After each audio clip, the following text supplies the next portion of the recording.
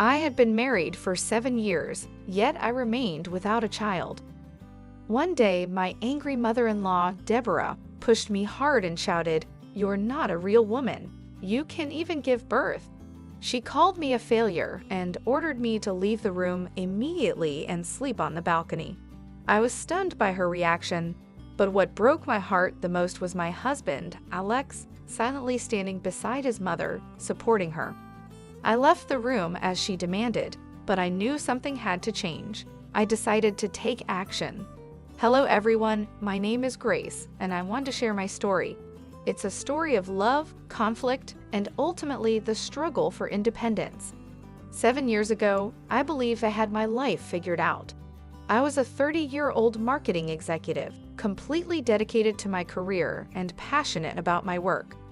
I married Alex, who was 34, and we both shared dreams of building a life together.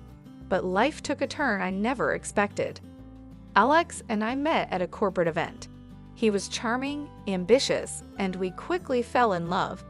Our wedding felt like the beginning of a fairy tale. We were eager to start a family, but we also wanted to enjoy our freedom for a while, so we decided to wait a couple of years before having children. Looking back, that decision seemed innocent enough, but little did I know it would lead to years of pressure and disappointment. Things changed dramatically when Alex's father, George, had a stroke. The family insisted we move into their home in Chicago to help care for him. I didn't want to go. I loved our little apartment filled with memories and laughter. But family obligations prevailed, and we relocated to his parents' house. I thought it would be temporary, just a few months at most. Living with Alex's family was a huge adjustment. The house was always bustling, filled with tension and unspoken rules. His mother, Deborah, was especially difficult. She was a homemaker with very traditional views on marriage and motherhood.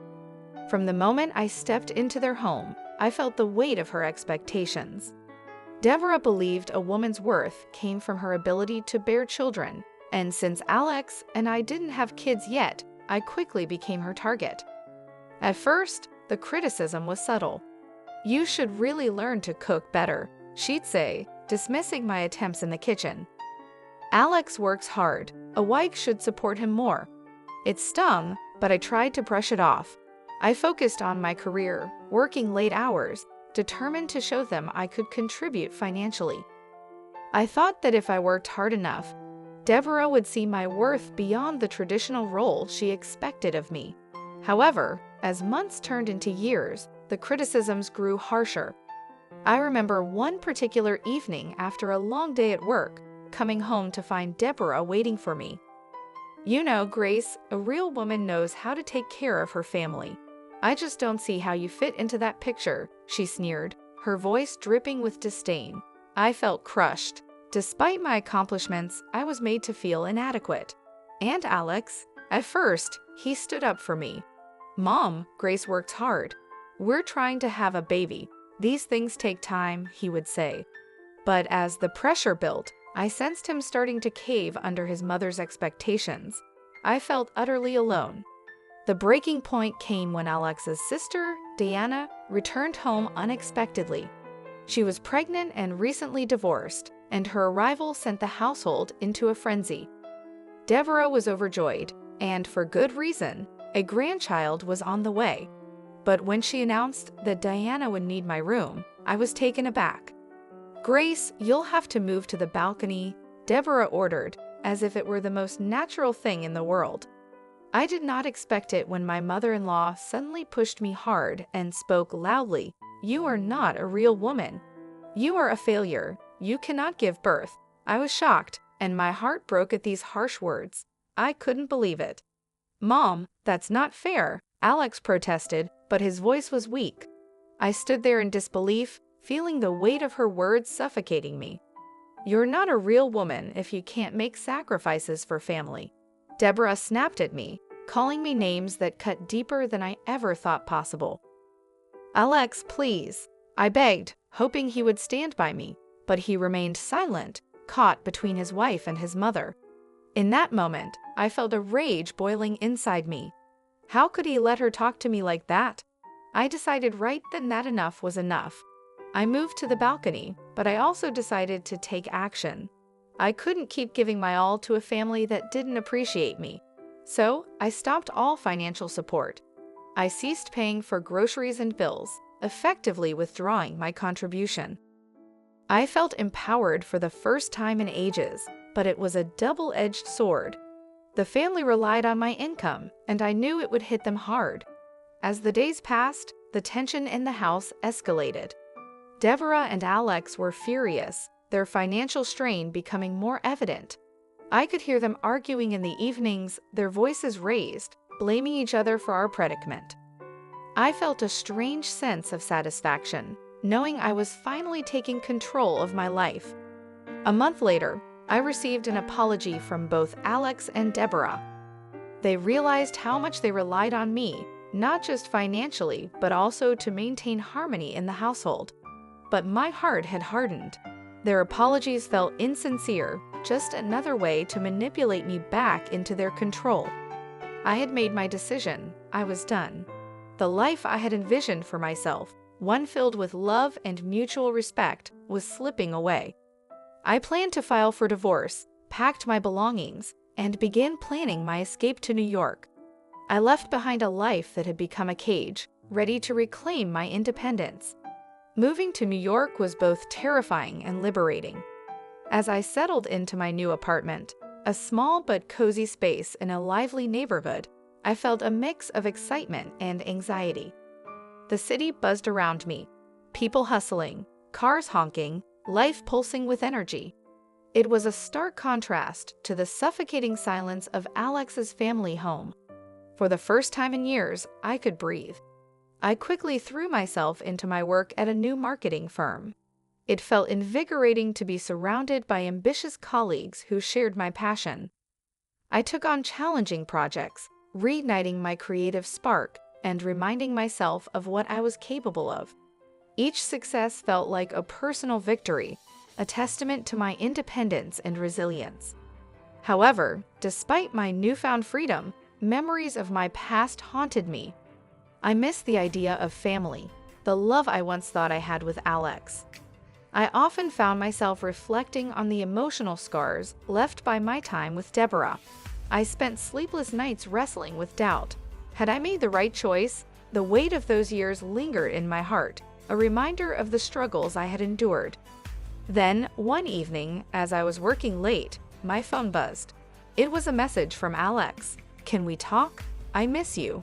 My heart sank. I hadn't heard from him since I left.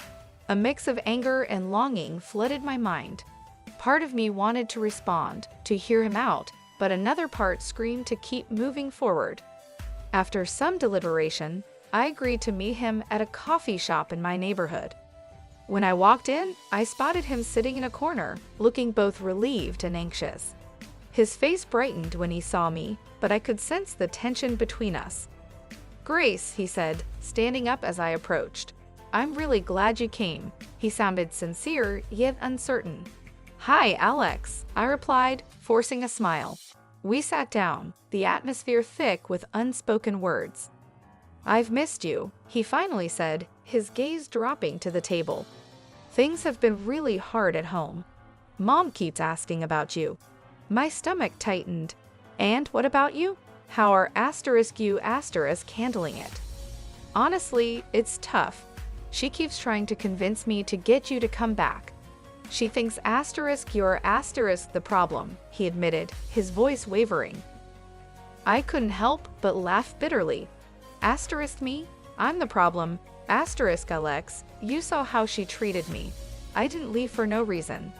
"I know, but it's complicated. She's my mom. I can't just ignore her," he said, sounding defensive. As we talked, I realized that while Alex hadn't changed, I had. It was time to let go and move forward. "Alex, I'm happy now. I don't want to go back to that toxic environment." His expression fell, and I could see the hurt in his eyes. "I don't want to lose you, Grace. I wish things could be different. It's not just about us anymore. I need to find my own path," I replied, tears welling up.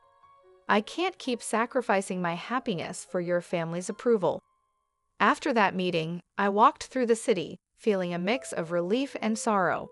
I had finally asserted my independence, but the pain of leaving Alex behind lingered. The city felt alive, and I reminded myself that I was finally in control of my destiny. Days turned into weeks, and I immersed myself in my work. I made new friends who inspired me and encouraged my ambitions. I took classes to expand my skills, pushing myself further than I ever thought possible. However, the pressure from Alex's family never fully vanished. Deborah called occasionally, trying to guilt-trip me. "You were part of this family, Grace. You can't just abandon us," she would say, her tone harsh and accusatory. Each call left me drained, but I held firm. "I'm not abandoning anyone, Deborah. I'm choosing to live for myself now." I was determined to protect my peace. One day, I received a frantic call from Deanna. "Grace, I really need to talk to you. It's about Mom," she said, her voice trembling. I could hear the desperation and worry in her tone. We met at a cafe near my apartment. She looked exhausted, her eyes red and puffy. "Mom hasn't stopped pressuring me since you left," she confessed. "She keeps telling me I'm the reason you left and that I need to convince you to come back." My heart sank as I listened. "Deanna, you can't take that on. It's not your responsibility. You have your own life to live and a baby on the way. You don't need to bear the burden of our family's dysfunction." Tears welled up in her eyes, but she won't stop. "I feel like I'm constantly failing her, and now I'm scared I'll fail my own child too." I reached across the table and held her hand. "You're not failing anyone. You have to put yourself and your baby first. Set boundaries with her. Don't let her guilt you into sacrificing your happiness." Diana nodded, but I could see the fear in her eyes. I knew it wouldn't be easy for her to stand up to Deborah, but I hoped my words would help her find the courage to protect herself. A few days later, Alex reached out, asking if we could meet. I hesitated, unsure if I wanted to reopen old wounds, but I agreed. We met at a park, and I was struck by how tired he looked, like he was carrying the weight of the world on his shoulders. "Grace, I've been thinking a lot about everything," he began. "I realize how much I let my family come between us. I should have stood up for you, but I didn't, and I'm so sorry." His apologies stirred something in me, but I knew it wasn't enough. "Alex, I appreciate your words, but it's too late. I filed for divorce. I need to move forward, and that means leaving all of this behind." He looked devastated but nodded slowly. "I understand. I just wish I had done things differently." I wish things had been different too, but we can't change the past. "I have to do what's right for me now," I said firmly. As I walked away from that conversation, I felt a strange sense of closure. I had made my choice, and it was the right one for me. It was time to let go and focus on building the life I deserved. In the following weeks, I found myself growing more confident and at peace. I threw myself into my work and even took up painting again. Each brushstroke felt like a reclaiming of my identity, a way to express all the emotions I had kept locked away for so long. Then, one evening, Deanna called again, but this time her voice was stronger. "Grace, I finally told Mom I need space. It wasn't easy, but I did it. I'm trying to set those boundaries you talked about." I felt a surge of pride. "That's incredible, Deanna. I'm so proud of you. It's not easy, but it's a step in the right direction." As we ended the call, I felt a sense of hope. Maybe my journey wasn't just about finding my own freedom, but also about helping Diana find hers. I knew there were still challenges ahead, but I was ready to face them. I was finally learning to let go of the past and embrace the future I had always wanted. After filing for divorce, I felt a mix of emotions: relief, sadness, and fear. It was a tough decision, but I knew it was the right one. I needed to free myself from the toxic environment and finally live for me. I had spent so much time trying to fit into a life that wasn't mine, and now it was time to move forward, leaving everything behind. The divorce process was exhausting. Alex tried to convince me to reconsider, saying he would stand up to his mother, and that we could start fresh. But I knew that going back would only trap me again. I told him firmly, "Alex, I'm done. This isn't just about your mother. It's about me needing my own life, one where I'm not constantly judged or undervalued." He looked devastated, but he knew I meant it. When the papers were signed, I felt a weight lift off my shoulders. I was officially free from a marriage that had drained me emotionally. It wasn't just about ending things with Alex, but about reclaiming my identity and my voice. Deborah, predictably, didn't take the news well. She called me, furious, accusing me of tearing the family apart. "How could you do this to us? To Alex? You're selfish," she shouted, her voice full of bitterness. But this time, I didn't let her words affect me. "Deborah, I'm not responsible for your happiness or your family's. I need to take care of myself now," I said calmly, feeling a strength I hadn't felt before. I hung up, knowing it was the last time I'd allow her to manipulate me. I decided to cut ties with all of them, including Deanna. As much as I cared about her, I realized I needed to distance myself completely to heal. I sent her a heartfelt message explaining that I needed space to move on. It hurt to let go, but I knew it was necessary. In the months that followed, I poured myself into building my new life. I focused on my career, taking on challenging projects that reignited my passion for marketing. I moved into a beautiful new apartment overlooking Central Park, a place that truly felt like mine. I began exploring the city, joining art classes, and making new friends who valued and respected me for who I was. It wasn't always easy. There were days when I felt lonely, wondering if I had made the right choices, but those moments were fleeting. Each time, I reminded myself of the strength it took to walk away from a life that was suffocating me. One day, as I was walking through Central Park, I realized just how far I had come. I had let go of the pain and resentment that had weighed me down for so long. I was no longer the woman who felt trapped and powerless. I was independent, confident, and finally at peace.